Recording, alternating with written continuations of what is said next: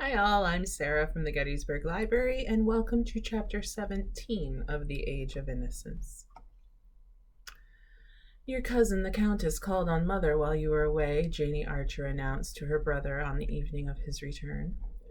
The young man, who was dining alone with his mother and sister, glanced up in surprise and saw Mrs. Archer's gaze demurely bent on her plate. Mrs. Archer did not regard her seclusion from the world as a reason for being forgotten by it, and Newland guessed that as she was slightly annoyed that he should be surprised by Madame Olenska's visit. She had on a black velvet polonaise with jet buttons and a tiny green monkey muff. I never saw her so stylishly dressed, Janie continued. She came alone early on Sunday afternoon. Luckily, the fire was lit in the drawing room. She had one of those new card cases. She said she wanted to know us because you've been so good to her. Newland laughed. Madame Olenska always takes that tone about her friends. She's very happy at being among her own people again. Yes, so she told us, said Mrs. Archer. I must say she seems thankful to be here. I hope you liked her, Mother. Mrs. Archer drew her lips together. She certainly lays herself out to please, even when she is calling on an old lady. Mother doesn't think her simple, Janie interjected, her eyes screwed upon her brother's face. It's just my old-fashioned feeling. My dear May is my ideal, said Mrs. Archer. Ah, said her son, they're not alike. Archer had left St. Augustine charged with many messages for old Mrs. Mignot, and a day or two after his return to town he called on her. The old lady received him with unusual warmth. She was grateful to him for persuading the Countess Oleska to give up the idea of a divorce, and when he told her that he had deserted the office without leave and rushed down to St. Augustine simply because he wanted to see May, she gave an adipose chuckle and patted his knee with her puff-ball hand. So you kicked over the traces, did you? And I suppose Augusta and Welland pulled long faces and behaved as if the end of the world had come? But little May, she knew better, I'll be bound. I hoped she did, but after all, she wouldn't agree to what I'd gone down to ask for. Wouldn't she indeed? And what was that? I wanted to get her to promise that we should be married in April. What's the use of our wasting another year? Mrs. Manson Mignot screwed up her little mouth into a grimace of mimic prudery and twinkled at him through malicious lids. Ask Mamma. I suppose, the usual story. Ah, these Mignots, all alike, born in a rut and you can't root 'em out of it. When I built this house, you'd have thought I was moving to California. Nobody ever had built above 40th Street. No, says I, nor above the Battery either, before Christopher Columbus discovered America. No, not one of them wants to be different. They're as scared of it as the smallpox. Ah, my dear Mr. Archer, I thank my stars I'm nothing but a vulgar spicer, but there's not one of my own children that takes after me but my little Ellen. She broke off, still twinkling at him, and asked with the usual irreverence of old age, Now, why on earth didn't you marry my little Ellen? Archer laughed. For one thing, she wasn't there to be married. No, to be sure, more's the pity. And now it's too late. Her life is finished. She spoke with the cold-blooded complacency of the aged throwing earth onto the grave of young hopes.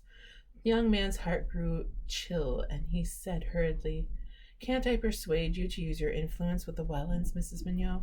I wasn't made for long engagements. Old Catherine beamed on him approvingly. No, I can see that. You've got a quick eye. When you were a little boy, I'd no doubt you'd like to be helped first. She threw back her head with a laugh that made her chins ripple like little waves. Ah, here's my Ellen now, she exclaimed as the portieres parted behind her. Madame Olenska came forward with a smile. Her face looked vivid and happy, and she held out her hand gaily to Archer while she stooped to her grandmother's kiss. I was just saying, my dear, now why didn't you marry my little Ellen? Madame Olenska looked at Archer, still smiling. And what did he answer? Oh, my darling, I leave you to find out. He's been down to Florida to see his sweetheart. Yes, I know. She still looked at him. I went to see your mother to ask where you'd gone. I sent a note that you never answered, and I was afraid you were ill. He muttered something about leaving unexpectedly in a great hurry and having intended to write to her from St. Augustine. And of course, once you were there, you never thought of me again. She continued to beam on him with a gaiety that might have been a studied assumption of indifference. If she still needs me, she's determined not to let me see it, he thought, stung by her manner. He wanted to thank her for having been to see his mother, but under the ancestress's malicious eye, he felt himself tongue-tied and constrained. Look at him in such a hot haste to get married that he took French leave and rushed down to implore the silly little girl on his knees. That's something like a lover. That's the way handsome Bob Spicer carried off my poor mother and then got tired of her before I was weaned, though they only had to wait 8 months for me. But there, you're not a Spicer, young man, luckily for you and for May. It's only my poor Ellen that has kept any of her wicked blood. The rest of them are all model mignots, cried the old lady scornfully. Archer was aware that Madame Olenska, who had seated herself at her grandmother's side, was still thoughtfully scrutinizing him. The gaiety had faded from her eyes, and she said with great gentleness, "Surely, Granny, we can persuade them between us to do as he wishes." Archer rose to go, and as his hand met Madame Olenska's, he felt that she was waiting for him to make some allusion to her unanswered letter. "When can I see you?" he asked as she walked with him to the door of the room. "Whenever you like, but it must be soon if you want to use the little house again. I am moving next week." A pang shot through him at the memory of his lamplit hours in the low-studded drawing-room. Few as they had been, they were thick with memories. "Tomorrow evening?" She nodded. "Tomorrow, yes, but early. I'm going out." The next day was Sunday, and if she was going out on a Sunday evening, it could, of course, be only to Mrs. Lemmel Struthers. He felt a slight movement of annoyance, not so much at her for going there, for he rather liked her going where she pleased in spite of the Vanderludens, but because it was the kind of house at which she was sure to meet Beaufort, where she must have known beforehand that she would meet him, and where she was probably going for that purpose. "Very well, tomorrow evening," he repeated, inwardly resolved that he would not go early, and that by reaching her door late he would either prevent her from going to Mrs. Struthers or else arrive after she had started, which, all things considered, would no doubt be the simplest solution. It was only 8:30 after all when he rang the bell under the wisteria, not as late as he had intended by half an hour, but a singular restlessness had driven him to her door. He reflected, however, that Mrs. Struthers' Sunday evenings were not like a ball, and that her guests, as if to minimize their delinquency, usually went early. The one thing he had not counted on in entering Madame Olenska's hall was to find hats and overcoats there. Why had she bidden him come early if she was having people to dine? On a closer inspection of the garments, besides which Nastasia was laying his own, his resentment gave way to curiosity. The overcoats were in fact the very strangest he had ever seen under a polite roof, and it took but a glance to assure him that neither of them belonged to Julius Beaufort. One was a shaggy yellow ulster of reach-me-down cut, the other a very old and rusty cloak, which a cape, something like the French called a Macfarlane. The garment, which appeared to be made of a person of a prodigious size, had evidently seen long and hard wear, and its greenish-black folds gave out a moist, sawdusty smell, suggestive of prolonged sessions against bar-room walls. On it lay a ragged gray scarf and an odd felt hat of semi-clerical shape. Archer raised his eyebrows inquiringly at Nastasia, who raised hers in return with a fatalistic "Gia" as she threw open the drawing-room door. The young man saw at once that his hostess was not in the room. Then, with surprise, he discovered another lady standing by the fire. The lady, who was long, lean, and loosely put together, was clad in a raiment intricately looped and fringed with plaids and stripes and bands of plain color disposed in a design to which the clues seemed to be missing. Her hair, which had tried to turn white and only succeeded in fading, was surmounted by a Spanish comb and black lace scarf and silk mittens, visibly darned, covering her rheumatic hands. Beside her, in a cloud of cigar smoke, stood the owners of the two overcoats, both in morning clothes that they had evidently not taken off since morning. In one of the two, Archer, to his surprise, recognized Ned Winsett. The other, an older, who was unknown to him, and whose gigantic frame declared him to be the wearer of the Macfarlane, had a feebly leonine head with a crumpled gray hair, and moved his arms with large pawing gestures, as though he were distributing lay blessings to a kneeling multitude. The three persons stood together on the hearthrug, their eyes fixed on an extraordinary large bouquet of crimson roses, with a knot of purple pansies at their base, that lay on the sofa where Madame Olenska usually sat. "But they must have cost at this season, though of course it's the sentiment no one cares about," the lady was saying in a sighing staccato as Archer came in. The three turned with surprise at his appearance, and the lady advancing held out her hand. "Dear Mr. Archer, almost my cousin Newland," she said. "I'm the Marchioness Manson." Archer bowed as she continued. "My Ellen has taken me in for a few days. I come from Cuba, where I have been spending the winter with Spanish friends. Such a delightful, distinguished couple, the highest nobility of old Castile. How I wish you could know them. But I was called away by our dear friend here, Dr. Carver. You don't know Dr. Agathan Carver, founder of the Valley of Love community?" Dr. Carver inclined his leonine head, and the Marchioness continued, "Ah, New York, New York. How little the life of spirit has reached it. But I see you do know Mr. Winsett." "Oh, yes, I reached him some time ago, but not by that route," Mr. Winsett said with a dry smile. The Marchioness shook her head reprovingly. "How do you know Mr. Winsett? The spirit bloweth where it lieth." "List, oh, list," interjected Dr. Carver with a stentorian murmur. "But do sit down, Mr. Archer. We four have been having a delightful little dinner together, and my child has gone up to dress. She expects you. She will be down in a moment. We were just admiring these marvelous flowers, which will surprise her when she reappears." Winsett remained on his feet. "I'm afraid I must be off.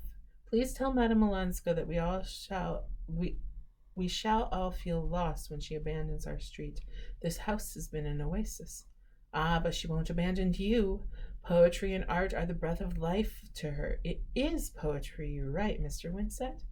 "Well, no, but I sometimes read it," said Winsett, including the group in a general nod, and slipping out of the room. "A caustic spirit, un peu sauvage, but so witty. Dr. Carver, you do think him witty?" "I never think of wit," said Dr. Carver severely.